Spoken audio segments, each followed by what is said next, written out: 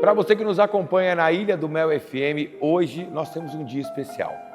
1º de maio, a gente comemora o Dia da Literatura e a gente vai falar da maior parnanguara de todos os tempos. Também a maior poetisa do estado do Paraná em sua história, a primeira colunista social brasileira e tantos outros títulos que a maravilhosa Júlia da Costa carrega consigo. Porém, a gente vai conhecer uma história de tristeza, de um mundo dominado pelo patriarcado, onde as mulheres não podiam escolher as suas profissões, nem mesmo a quem elas deviam amar. Sobre esse assunto, eu converso com o historiador Hamilton Júnior. Hamilton, mais uma vez, é sempre um prazer estar recebendo você aqui com a gente na Ilha do Mel FM. E é claro, a gente comemora, lembra junto o Dia da Literatura com a nossa maior expoente, a maravilhosa Júlia da Costa. Bom dia. Mais uma vez, obrigado por nós podermos estar aqui falarmos sobre história, né? Como é importante esse resgate de história que está sendo feito pela Ilha do Mel, porque isso é uma coisa muito importante para o Parnanguara, essa ligação de volta com o passado, né? Dele se reencontrando com a história dele. Então, nós vamos falar um pouquinho sobre Júlia da Costa. Júlia da Costa foi uma personagem importante em Paranaguá. Alguns conhecem, outros não. Talvez a primeira poetisa do Paraná, a primeira colunista social do Brasil, pianista, uma mulher muito à frente do tempo dela. Era uma mulher que pintava o cabelo, era uma rebelde e depois acabou sofrendo muito. Júlia da Costa nasceu em Paranaguá em 1º de julho de 1844. O pai dela se chamava Alexandre José da Costa e a mãe Maria Leopoldina da Costa. Então, eles viveram em Paranaguá. Em 1849, 1850, ela acabou ficando órfã e a mãe dela ainda ficou um período aqui em Paranaguá, mas acabou ficando sem posses, preferiu morar junto com o irmão em São Francisco. O irmão dela era tabelião, o outro irmão era militar e ela pegou a Júlia e foi para lá. Mas a Júlia viveu em Paranaguá. Ela tinha uma memória muito grande sobre Paranaguá e quando ela começa a escrever, logo depois que ela chega em São Francisco, ela devia ter 14, 15 anos, ela fala sobre essa questão da saudade da terra. Então, ela passou a vida inteira dela sentindo saudades de Paranaguá. E o maior desejo dela era voltar para cá em algum momento. A história que nós sabemos é que um padre, o padre Joaquim, leu os escritos dela nos jornais, né, e foi para São Francisco em 1867 e incentivou ela a publicar um livro, que é bem mais plausível, porque esse tio dela, que era o Arrimo, ele faleceu. A mãe ficou desamparada e daí ela solicita para o governo imperial uma pensão, que não é dada. E a Júlia da Costa, por pressão dos próprios jornais, porque ela já escrevia nos jornais com pseudônimos, porque mulher não podia escrever naquela época, mulher não podia ter inteligência. Ela mesma falava sobre isso, que uma mulher que tivesse inteligência era fatal.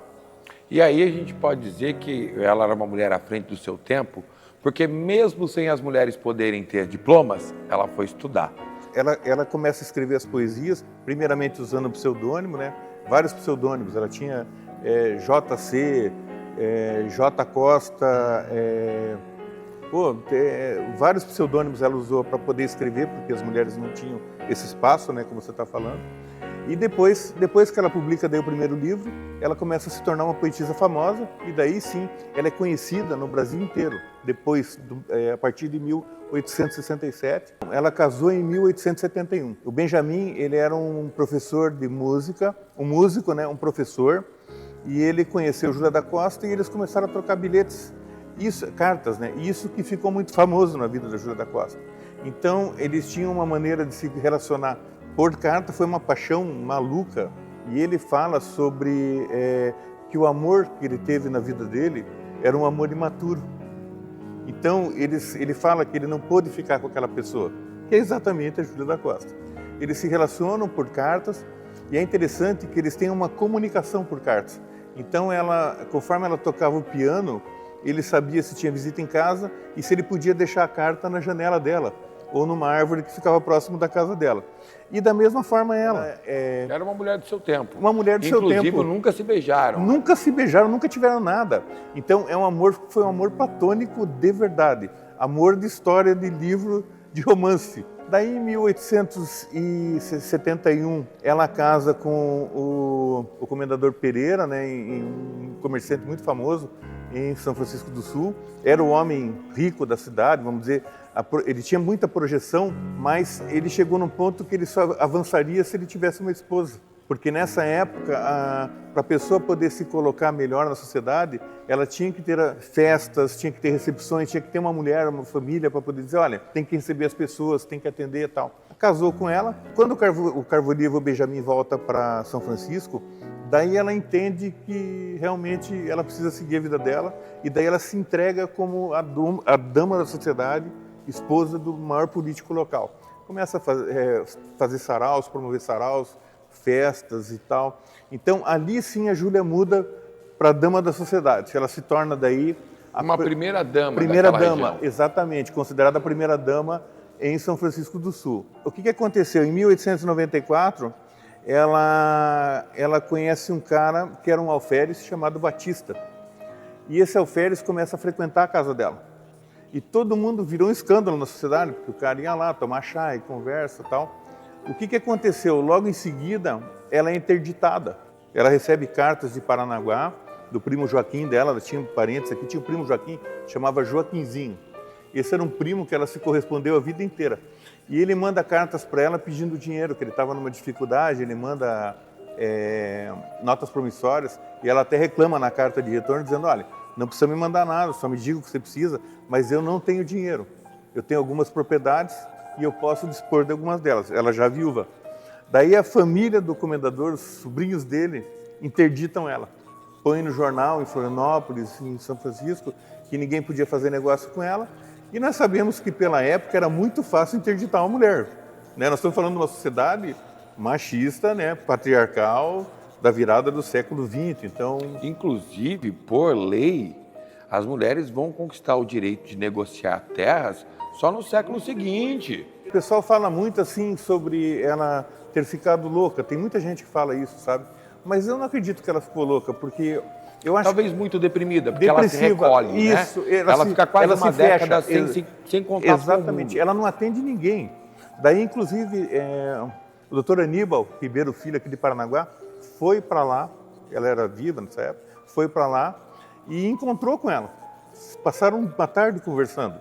Então, ele teve a oportunidade de conversar com ela, era uma pessoa muito inteligente e muito conexa. Mas ela fala nas cartas, quando ela manda as cartas para o primo aqui, principalmente em Paranaguá, que ela fala assim, que a obscuridade livra ela de muitos dissabores. Ela quer dizer o que com isso daí? Que ela estar depressiva livra ela de incômodos. Ou a gente pode dizer, a vida mais reclusa, exatamente, sem tantos olhares da sociedade, fazia com que ela pudesse viver mais plenamente. Mais tranquilamente, entende? Daí, isso aconteceu na virada do século, né? Ela foi interditada, ela se torna mais, talvez, reclusa, depois disso daí, e ela falece em 1911, dia 12 de julho de 1911. O que aconteceu? Ela é enterrada lá em São Francisco e num dia, mais ou menos na década de 20, acho que 21, acontece um desabamento no cemitério, deu uma chuva forte naquela época e o túmulo dela ficou exposto. E é importante a gente lembrar aqui, né, Hamilton, que um dos grandes desejos da vida de Júlia da Costa era ser enterrada em Paranaguá. Sim, era terminar a vida em Paranaguá. Terminar a vida aqui, sim, o túmulo dela ser aqui. Sim, porque a terra dela era daqui. Ela passa a vida inteira falando sobre a saudade da pátria. A saudade da pátria que ela fala é daqui. E aí ela acaba falecendo e é enterrada lá em São Francisco. Em São Francisco. Isso. Durante um desastre, esses cemitérios... É mexido no túmulo dela. No túmulo dela, se encontram os restos mortais. Isso. E trazem para Paranaguá. Trazem para Paranaguá na década de 20. Ela é enterrada na Praça Fernando Amaro. O que aconteceu? Mais ou menos em 2009, é feita uma reforma na praça, no obelisco, tá, que estava caindo ali, e acharam a caixa dela. Algumas pessoas da cidade, ligadas à história, o pessoal talvez do Instituto Histórico, o pessoal do Centro de Letras, sabia da história da Júlia da Costa, sabia que o corpo dela estava ali na Praça Fernando Amaro, mas a maioria das pessoas nem sabia o que era aquilo, tá? Daí esse corpo foi tirado dali, foi feito o translado para o pátio do Instituto Histórico. Ela está enterrada hoje no pátio, no Panteão dos Heróis do Instituto Histórico, né? Tem 2 corpos lá enterrados. Ela é um dos 2 que está lá, tem as poesias dela na parede e tal. E daí ela encontrou o descanso dela de verdade aqui em Paranaguá. 180 anos ela completa no dia 1º de julho. Então é importante nós podermos lembrar a memória dela, né? E falar sobre ela, porque é uma pessoa importante e talvez tenha sido uma ícone para as vozes que vieram depois dela em Paranaguá, né? Bom, e para a gente é uma honra poder estar contando hoje e rememorando, comemorando, lembrando junto um pouco mais da trajetória dessa notável, muito provavelmente a mais notável até hoje paranaguara da nossa história, uma mulher à frente do seu tempo e que a gente conhece tão pouco, talvez muito mais pelo nome da rua do que pela trajetória dela. Ela foi uma pessoa que marcou a época, talvez antes dela se tornar uma pessoa famosa, talvez as pessoas não tivessem entendido, ela era rebelde só, mas ela depois ela foi moldando toda uma geração. Com certeza teve muitas mulheres que se influenciaram por ela, né? Nós temos escritores aqui em Paranaguá, vários escritores. Hoje tem um movimento literário bem forte em Paranaguá. Paranaguá é uma cidade cultural, por mais que nós tenhamos um pouco de entendimento disso aí, mas Paranaguá é uma cidade cultural, né? Então nós temos vários escritores e muitos deles vieram na trajetória da Júlia da Costa, né? E quando a gente trabalha bem as palavras, trabalha bem a língua, a história, todos os outros setores da sociedade, eles acabam sendo impulsionados. Parabenizar a você que de uma forma ou de outra faz a sua poesia, escreve a sua poesia, contribui de alguma forma com a literatura da cidade. É importante a gente lembrar que a gente tem 2 cursos de letras na Unespar, letras português e letras inglês, que também contribuem e acabam fazendo com que essa roda continue girando. Então, a você escritor, você poeta ou poetisa paranaguara, a nossa singela homenagem nesse dia e, é claro, com muita alegria, uma honra poder falar dessa maravilhosa história da maior paranaguara de todos os tempos, Júlia da Costa. O que você acabou de falar é muito importante. Júlia da Costa dizia assim, que ela veio de um lar onde o português se falava correto e tinha biblioteca. Então, veja a literatura aí, né, presente na vida dela desde o começo. E só agradecer a oportunidade de nós podermos conversar um pouquinho sobre a cultura de Paranaguá, né? O que nós queremos é que as pessoas peguem esse amor de volta pela terra, né, pelo entendimento do que elas são e de onde elas vieram e para onde elas podem ir, né? É isso. Esta foi mais uma edição do Ilha Comemora, para que a gente possa lembrar junto um pouco mais da nossa história. Para a Ilha do Mel FM, a rádio que você vê, Cadu Motia.